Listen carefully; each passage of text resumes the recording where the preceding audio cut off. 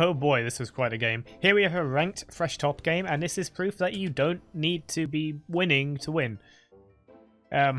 You'll see what I mean, but this is kind of reflective of seeing the whole picture of the game. Not just your lane, because honestly, every time I don't play top lane, I'm like, oh, top lane's easy, you know, just don't die. I'm sure my elo can do that. I'll go play jungle and get the objectives. But then every time I do that, I'll see like a top laner that dies like 3 times in the first 10 minutes, and it's like, oh god, FF, it's over, fuck.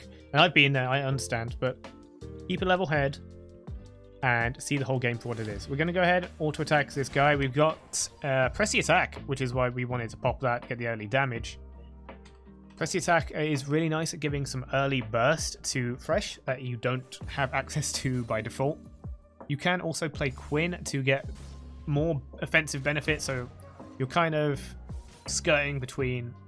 Quinn's not a bruiser, Quinn's not a tank either. Quinn has no CC, she has Volts and that's it, and a blind.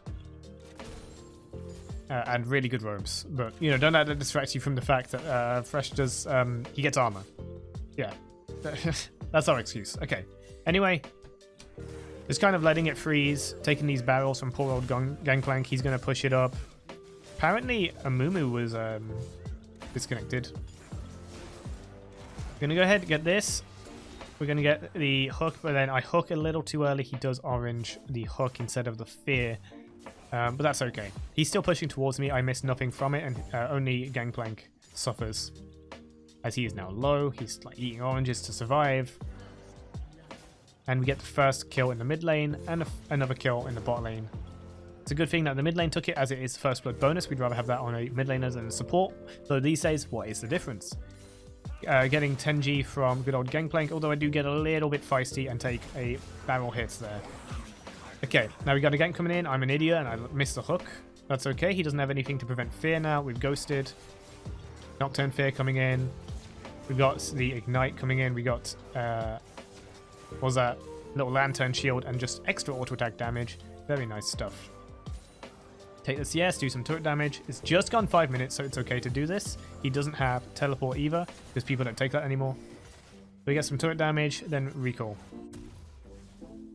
Bam, pickaxe, and boots. So pickaxe can go into so many different items. It can go into Wit's End, it can go into Titanic Hydra, it can go into Gale Force, it can go into Gore Drinker, which is what we're building this time.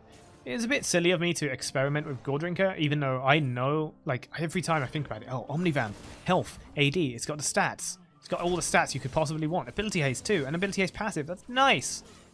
Every time I build it, I end up disappointed. Because it doesn't have the on-hit of a Titanic Hydra, the Wit's End, you know, so many better things here. Now, we do get Amumu's flash, but it was so unexpected for Amumu to, like, camp here when I'm being pushed in and I'm full health. It was so unexpected. Maybe he was just in the area. I don't know. Crab is not up on the replay. Who knows why Amumu was there? Maybe you can see where this game's going already. We're 5-1, but I do have a death. And I am the one death of the team so far. Miss that minion like a fool. Take more minions here. Take some souls. We got the longsword. As you can see, we're going into Gore Drinker. Gore Drinker, it does also have the Vamp Scepter, which I know is a nice item to start with. It gives extra sustain. It does have the hammer. It does have the pickaxe, which are nice AD items. Does it have a hammer? Yes. Oh wait, no. Gore Drinker doesn't build out a Vamp Scepter. That's sad. Big damage from Nocturne. He's pretty big. By big, I mean he's got the same items I do, basically. And take the wave, take the plate. We're going to try and get another plate out of it, and we do. Then we're going to roam down to Rift Herald and Crab.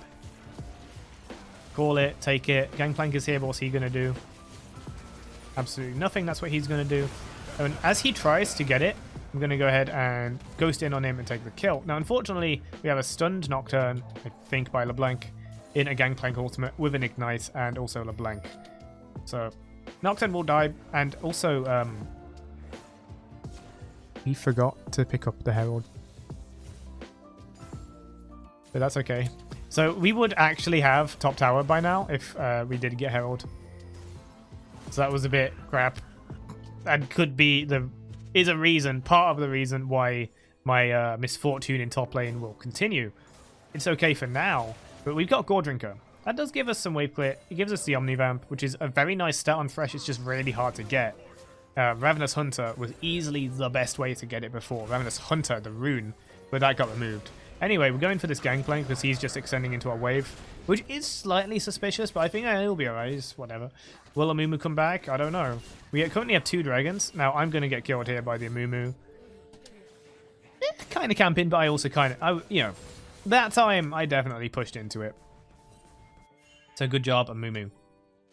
Essence Reaver was purchased by Gangplank as well, rather than anything more defensive, which is more of the reason why I really want to punish him and kill him.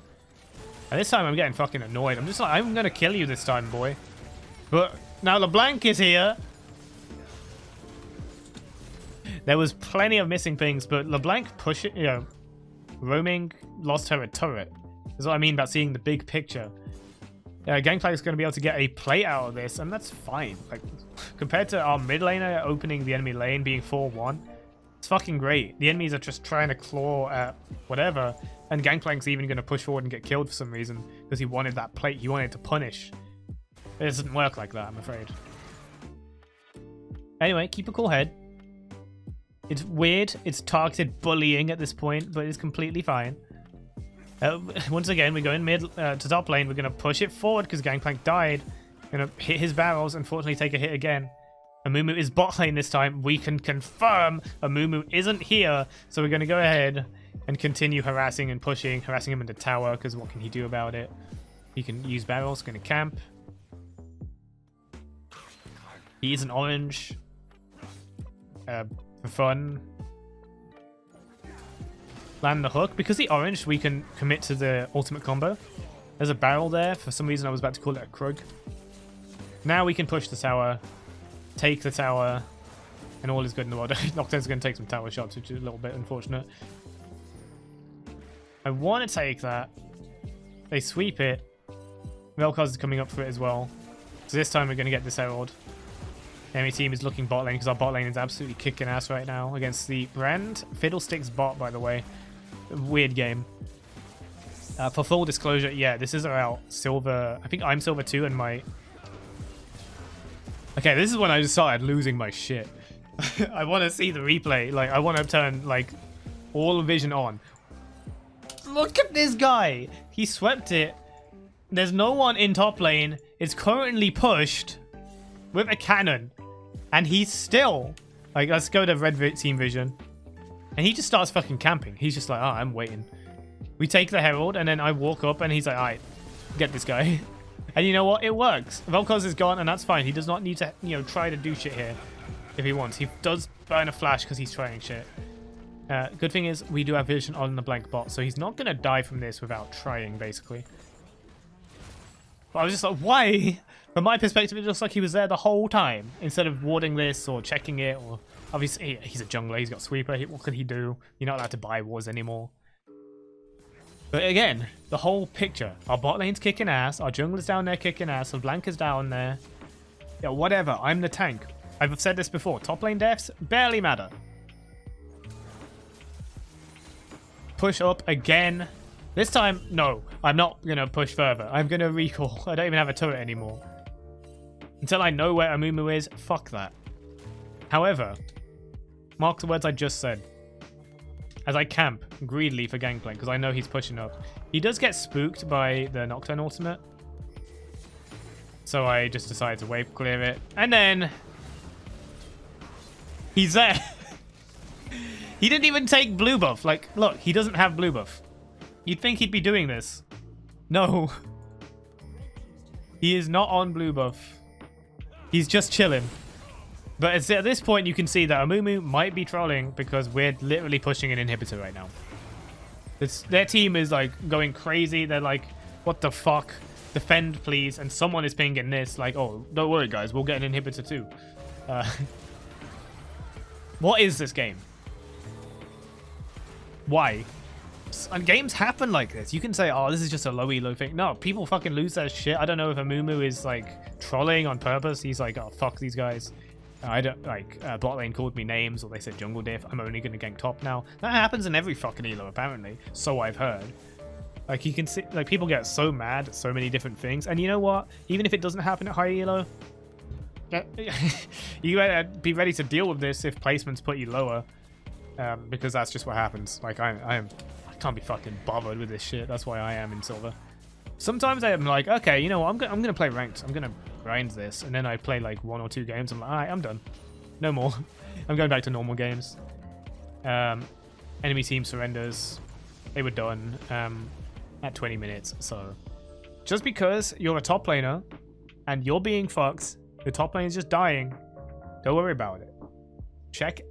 Look at the whole map before you start thinking about FF votes or molding. Even then, like, as long as you're getting your CS, it doesn't really matter. You get your XP, most importantly, CS, second most importantly, and then you're fine. Okay, like, you'll be fine. Like, hold your teleports.